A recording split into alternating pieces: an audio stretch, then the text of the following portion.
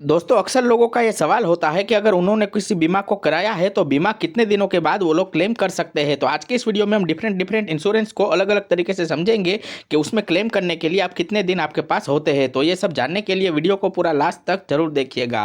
और अगर वीडियो आपको पसंद आता है तो हमारे चैनल को सब्सक्राइब करें और बाजू में लगे बेल आइकन को क्लिक करें ताकि नए वीडियो की अपडेट आप तक पहुँच सके। तो हेलो दोस्तों, मेरा नाम है एजाज और आज के इस वीडियो में हम जानेंगे कि बीमा कितने दिनों के बाद क्लेम कर सकते हैं। लेकिन इससे पहले आप लोग मुझे नीचे कमेंट करके इतना जरूर बताइए कि आप लोगों का कोई बीमा चल रहा है या नहीं। तो अब जान लेते हैं कि बीमा कितने दिनों के बाद क्लेम कर सकते हैं।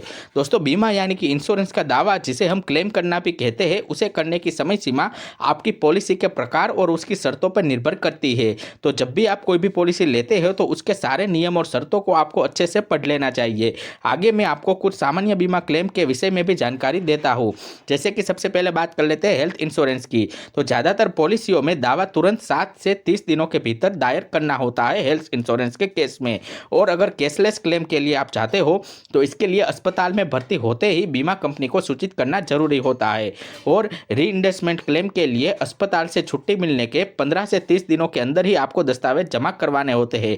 तो यह क्लेम का प्रोसेस होता है हेल्थ इंश्योरेंस में। और अब जानते हैं जीवन बीमा के बारे में। तो मृत्यु होने पर तुरंत या फिर उसके 90 दिनों के अंदर आपको बीमा का यानी कि क्लेम का दावा कर देना चाहिए। कुछ पॉलिसियों में देरी से दावा करने पर अतिरिक्त दस्तावेज भी मांगे जाते हैं। और अब जानते हैं वाहन बीमा के बारे में। तो किसी भी दुर्घटना यानी कि एक्सीडेंट क्लेम के लिए आपको 24 से 48 घंटे के अंदर बीमा कंपनी को सूचित करना जरूरी होता है। और रीइंबर्समेंट क्लेम के लिए वाहन की मरम्मत के बाद 7 से 15 दिनों के भीतर ही दावा दायर करना होता है वाहन बीमा में।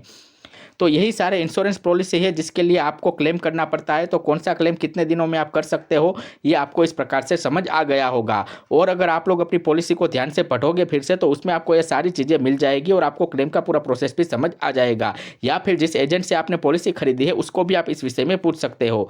तो इतनी जानकारी आज के इस वीडियो में। वीडियो को हम खत्म करते हैं, लेकिन आप लोगों को मैं बता दूं कि हमने हमारी वेबसाइट भी लॉन्च कर दी है। तो अगर आप गूगल पे जाओगे, सर्च करोगे एजाज कलाडिया, तो आपके सामने हमारी वेबसाइट ओपन हो जाएगी। दोस्तों वीडियो अगर आपको पसंद आया हो तो इसे लाइक कर दीजिएगा और व्हाट्सएप ग्रुप में और भी अपने दोस्तों के साथ इसे शेयर जरूर कीजिएगा। और ऐसे इन्फॉर्मेशनल वीडियो देखते रहने के लिए हमारे चैनल को सब्सक्राइब करें और बाजू में लगे बेल आइकन को क्लिक करें ताकि जब भी कोई नया वीडियो मैं अपलोड करूँ तो उसकी नोटिफिकेशन आप तक पहुँच सके। और इस वीडियो से संबंधित किसी भी तरह का प्रश्न पूछने के लिए नीचे कमेंट करें। दोस्तों अगर आप लोग चाहते हो कि आपके किसी टॉपिक के ऊपर भी मैं कोई वीडियो बनाऊँ तो वो टॉपिक आप नीचे कमेंट बॉक्स में लिख सकते हो।